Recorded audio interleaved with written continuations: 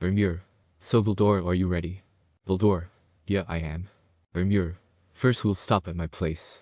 Palace of the Void. Vildor. Why did we come here first? Rimuru. I've decided that Diablo, Ultima Carrere, and Testarossa won't join us, so I'm here to pick up Chloe before I ever hear the end of it. Vildor. To just me, you, and Chloe. Rimuru. Yeah. The four demons looked shocked at the news. Diablo. My lord, please. Before he could finish. Rimuru. No, I need you to be in charge in my place, so if any problem arrive y'all handle it. It's an order. They instantly beam up. Carrere. It will be our honor to live up to your expectations. Chloe finally came in. Rimuru. So you ready? Chloe.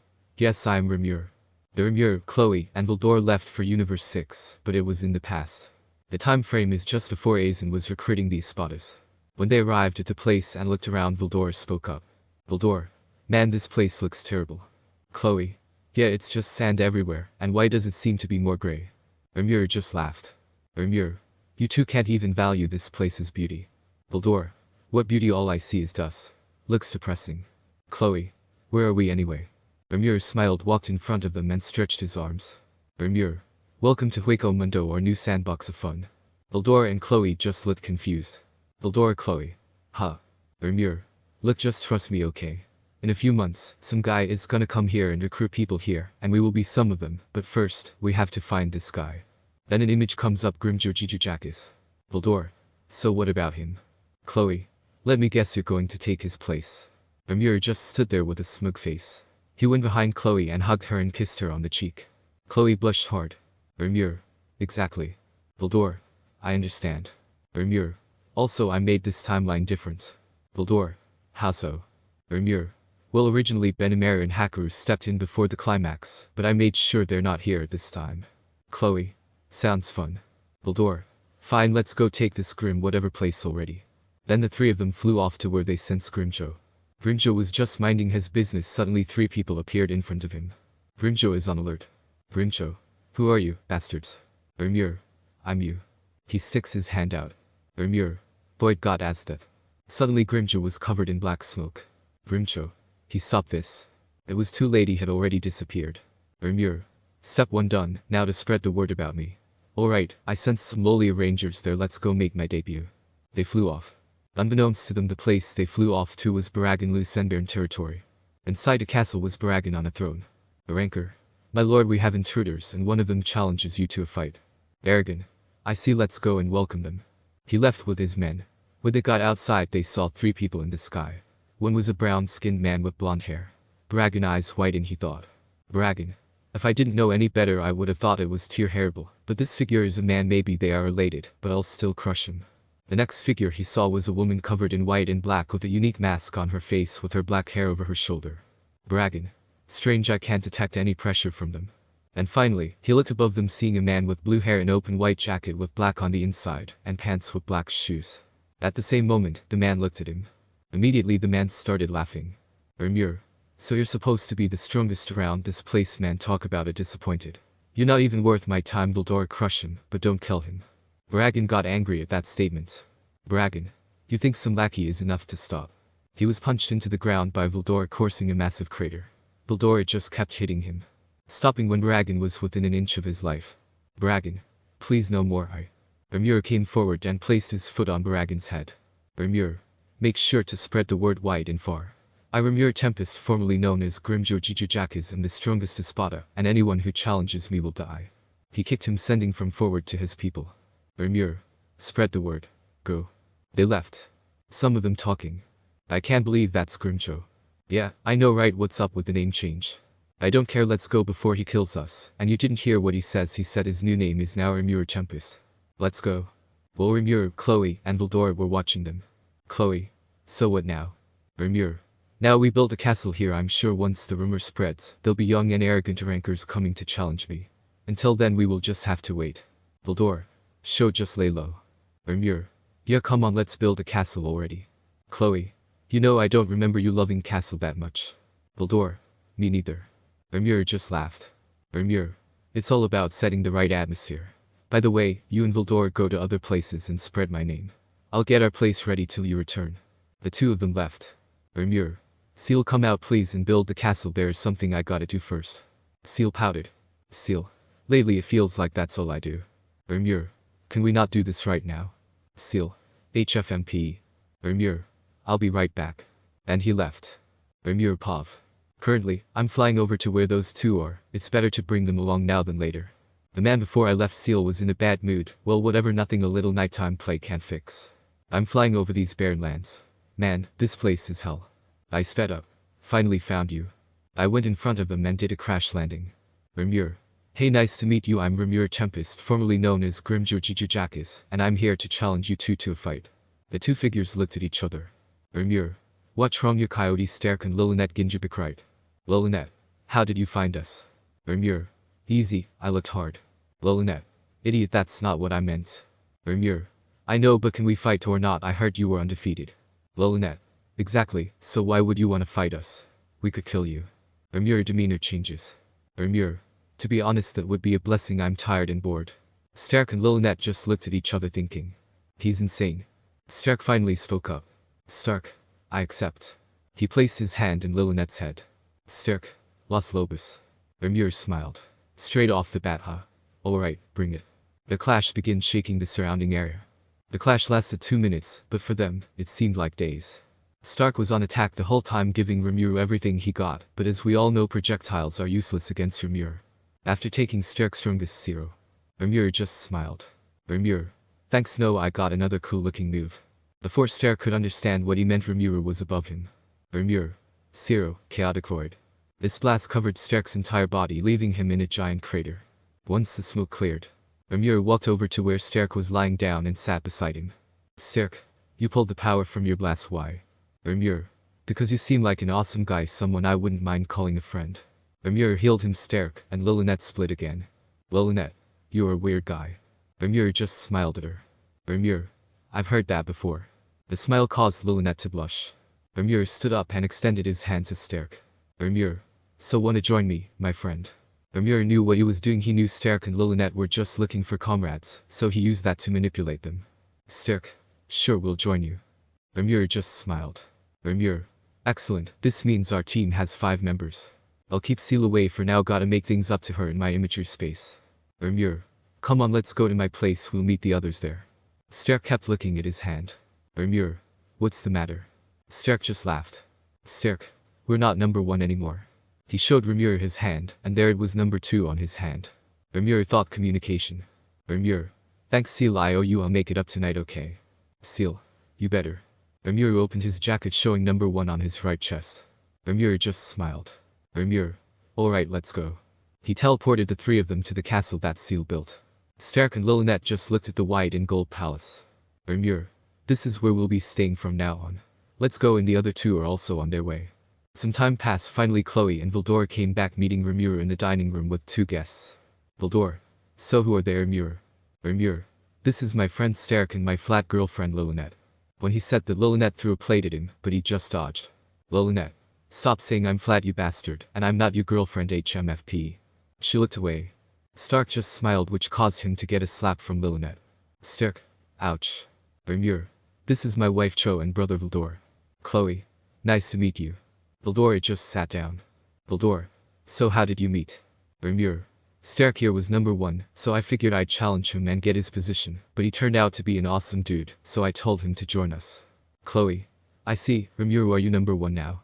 Rimuru just smiled. He knew Chloe was just teasing him. They knew he would never lose. He moved his jacket a bit, but showed his chest and the number 1. Vildor. So what now? Rimuru. Now we wait. Chloe. How long? Rimuru. Give or take a month or 2, but tell me about your mission. Vildor. Well, for starters, I messed with some people over where a green-haired chick was. What was her name? Chloe. Nell, and then we went to mess with a female version of Vildor, hahaha. Vildor. Not funny. Rimuru. So you met Tyr Hairball, huh? Vildor. Yeah, at first she thought we were family or the same or something, so I got out of there as fast as I could. Chloe. Hahaha, yeah, he did, but we spread your name, so it's all good. Rimuru. I see. As time passed, nothing much happened. Only those who seek fame and recognition came towards Rimuru Castle to fight him, but they all died. The day that Aizen would come to get the Espadas to join him was soon approaching. Finally, the day comes for their visit. Rimuru was just sitting on the throne, Chloe in his lap. Sterk and Vildor behind him. In front of them were the people Rimuru was waiting for. Jinichimer. Canem Tempsen. And Aizen. Lilinet. Allow me to introduce Lord Rimuru Tempest. You may speak of your purpose. Tempsen was about to say something but was stopped by Aizen. Rimuru spoke up. Rimuru. Don't bother, I know why you're here. Let me guess you turned your back on the Soul Reapers and need our help to accomplish some goal of yours. Jin, Tempsen and Aizen froze. Thinking how did he know? Rimuru.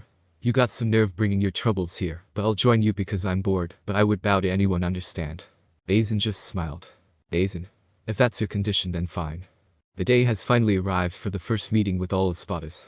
Rimuru, Sterk, and Lilinet were ready to leave for the meeting, but Rimuru and Chloe kept kissing. Lilinet finally had enough. Lilinet. Let's go you asshole. Rimuru. Oh my Lilinet, are you jealous? Do you also want to kiss? Rimuru comes closer, causing her to blush. Lilinet. Hell no, get away from me. Rimuru just laughed. Rimuru. Alright Chloe, you and Vildor relax, we'll be right back. When the three of them arrived at Las Noches, Hueco Mundo. All eyes were on them, watching their every move, some trying to scope out their power. Those who have met Rimuru just averted their eyes. Rimuru just had a big smile on his face with his eyes closed. Some of the attendees of the Espadas were on their knees breathing heavily because of the pressure coming from Rimuru. Rimuru went to sit on the couch joined by Sterk and Lilinet. The room was dead silent. All the attendants went away because they might die from the pressure. Finally, Jin came out. Jin. Everyone, the meeting room is ready, please follow me. Everyone just walked behind him. The last to move was Rimuru. Once inside, everyone took a seat. No one complained about Lilinet being there. They figured it was better to shut up and say nothing. Jin started to introduce everyone. First, Rimuru Tempest. Second, Coyote Sterk and Lilinet Ginjibik. 3nd, Barag and Lucendern. 4th, Tyr Hairbal. 5th, Ulquior Cypher. 6th, Neutra Gilga. 7th, Luppy Antoner. 8th, Zamaria Ro. 9th, Salapor Grants. 10th, Aruniero Erori. 0, Yami Largo. Then came Tempsen and Aizen. Aizen. My dear Espadas, first I would like to start off by welcoming you here. Aizen then begins to tell them his plan and what he's planning to do. Well, not true, of course Rimuru knew this, but he just smiled and listened, basking in the excitement. As the meeting continues, Rimuru is just sitting there with his eyes closed until. Yami Largo. We understand Aizen, but are you sure we can trust him? He points towards Rimuru. Sterk and Lilinet are just looking back at Yami. The other members remain silent. Aizen. I can assure you Rimuru is on our side. Rimuru. Rimuru. Of course. Like Aizen said, I'm on your side, so if you have any problem let me know, I'd be glad to help out my teammates. Even though he said that, everyone decided it's better to never interact with him under any circumstances. Tyr Pav. So that is the famous Rimuru I heard about from Chloe and Vildor. To think numbers 1 and 2 are close friends. The two of them could easily take on Aizen and his men, why don't they? When I met Chloe and Vildor they told me this guy was just bored and playing around. I hope no one is stupid enough to challenge him. I gotta talk to him after the meeting. And Pav. Finally, the meeting was over, and almost all Espadas decided to stay here with each other, except for Rimuru. He was on his way out. He told Sterk and Lilinet to stay. The others wanted nothing to do with him staying out of his way. When he got to the front door. Tyr. Rimuru. Everyone looked at her like she was crazy. Tyr. Can we talk? Rimuru just smiled. Rimuru. Oh, you're not scared of me. I'm impressed you have the courage to talk to me. You have my respect, so sure I'll talk to you. The rest froze at what he said. Rimuru. I'm on my way home, you can come with me and talk there. Tyr. Understood. She walked over towards him and they both disappeared. When they were gone. Neutra Gilga. Man, what a beast, no way I'd mess with him. Sterk just smiled. Sterk. A wise decision. Gilga. You fought him right, what's it like? Everyone's ears perked up at the question. If anyone could put up a fight against number 1, it should be number 2, right? Sterk. I was defeated in one blow. Everyone had a shocked expression on their face. Brans. You're joking, right? Sterk. I'm dead serious. Don't ever challenge him, because I almost died from that one blast. The room was silent again. Rimuru Castle. As he and Hairbal walked in they were greeted by Chloe. Chloe came up and hugged Rimuru. Chloe. So how was the meeting? Rimuru. Just as I told you, nothing new. Chloe. I see. It is also good to see you, Hairbal. Hairbal. Good to see you too, Chloe. Rimuru. So what do you want to talk about? Hairbal. Why did you join Aizen? I know you're stronger than them, so why? Rimuru. To keep all of you safe. That's why, just in case that bastard is using you all. That's all. Hairbal was speechless. Chloe. You're so sweaty. She kissed Rimuru. Chloe. For that, I'll make dinner. Hairbal. So that's all. Rimuru. Also I'm bored, that's the 2 reasons. Hairbal. Oh, I see. I'll take my leave then. So after that the entire Bleach arc played out as it should have, but Rimuru never got involved. He also marked all the Espada's souls, so if they die they'll come towards him, and he'll revive them. Time frame. Right after Aizen was defeated by Ichigo and put in prison. Rimuru Castle. Ulquiorra. Where are we on thought I died? Sterk. That makes 2 of us. Lilynette, you alright? Lilynette. Yeah, I'm gone. Terrible. So what is this place? Braggin. Don't know. Vilga. Damn that Nell. Baro. So she defeated you, haha. Vilga. Shut up. Eruri. But seriously, where are we? Then a voice came out. Chloe. I can explain. The first ones to react were Harible, Sterk, and Lilynette. Harible. Chloe. Chloe. Hey, glad you safe. Sterk. Chloe, what's going on? Chloe. Well, Rimuru never trusted Aizen, so he placed a mark in your souls, so if you died you'd come here and he'd revive you. They were all silent. What? Soul Society. All the captains were inside a prison cell along with Ichigo, Orihime, and Chad. They were all staring at the man that's seated in a chair with his mouth covered. Ichigo. This is the end for you, Aizen. Everyone just remained silent. Aizen. His mouth was covered, so the only thing that came out were sounds. Aizen. Orihime. We can't understand you. She looked at Ichigo. Ichigo looked at the captains. Shinji. Let him have his final words. It doesn't matter, he'll stay here forever. The others just nodded. Yamamoto. This is your final word before we leave you here to rot, so speak. They removed the mouthpiece. Aizen. Like I was saying, it's not over. He smiled. Yuki take. What do you mean by that? Aizen. Well, for starters, you all fought the Espadas, right? They all nodded. Aizen just smiled. Aizen. Did any of you fought number 1 by any chance? Ichigo spoke up. Ichigo. Kairaki, you fought number 1, right? They all recall him fighting against Sterk, who was the strongest that attacked them. Kairaki. The guy I fought was number 2, man, that Sterk was a tough guy. Everyone just remained quiet. This means there's one more Espada out there. The only one that seemed happy was Kenpachi. Kenpachi. This means there's still some that want to fight, how exciting. He smiled. Aizen. Now that I had time to think about it, I was just a pawn in his hand. He got angry and his spiritual pressure spiked up. Aizen. Damn, that bastard, he played me, got me to unite the others, so when they die he's left alone to take over everything in Hueco Mundo. Anohana. So you're saying that some just played all of you? If that's the case, it seems they only care about that place, and that they never had intentions of invading us, so I don't see the need to worry. Everyone becomes compass from her words. Aizen. Do you know what he said to me when I met him? They just looked at him. Ichigo. How would we know that? Aizen. You're no fun. Ichigo. Just spit it out. Aizen. He said he was bored. So he might attack to fight to cure his boredom. Kenpachi just smiled. Kenpachi. So no world domination, no money or power, this guy just wants a fight. That sounds like my kind of guy, hahaha. Maybe we should go to Hueco Mundo and fight him in full force. Yamamoto just remained silent because it was an interesting idea. Surprisingly, Ichigo spoke up. Ichigo. I agree, better to deal with the treat now than to wait for it to come towards us. Yamamoto. We will discuss this later. He looked at Aizen. Yamamoto. Goodbye, Aizen. This signals the end of their talks with Aizen. Later they held a meeting. Ichigo was also allowed to join. This was also a way to introduce the new captains. 1st Division Shijikuni Yamamoto Genersai. 2nd, Soifon. 3rd Rijuro Atorabashi. 4th, Retsu Anohana. 5th, Shinji Hirako. 6th, Byakuya Kichiki. 7th, Seijin Kamamura. 8th, Shunsui Kairaki. 9th, Kensei Muguruma. 10th, Taoshiro Hitsugaya. 11th, Kenpachi Izaraki. 12th, Jushiro Yuki Take. Along with the substitute Soul Reaper Ichigo. Yamamoto. Now that all the newly appointed captains have been introduced, it's time to discuss this new potential treat. Kairaki, if you please. Kairaki scratched the back of his head. Kairaki. Well, from the smile discussion I had with Sterk, the number 2, according to him the number 1 was a real monster, and judging from the fact that he didn't even take orders from Aizen proved that fact. Everyone just nodded their heads. Kensei. This is problematic. Soifon. So how will we deal with this head captain? Surprisingly, the one that answers wasn't the head captain. Ichigo. Like Kenpachi said, we should go there, it's better this way, right? Kenpachi. Yeah, that's it. The room was quiet. Suddenly a portal opened at the end of the room in front of the door. A woman with black hair and a white mask comes out. They all got into a defensive stand even when they sensed nothing from her. Their other senses told them she was dangerous. Even the usually calm Anohana had a serious expression on her face. The girl looked at them. Even when her face was covered they could feel her eyes on them. Finally, she spoke up. Chloe. Forgive me for interrupting your meeting. I bring a message from Wako Mundo for the head captain. Yamamoto. I'm the head captain. Chloe. I see, then. She took out an envelope and tried to walk forward, but was stopped by Soifan, pointing her weapon at her. Soifan.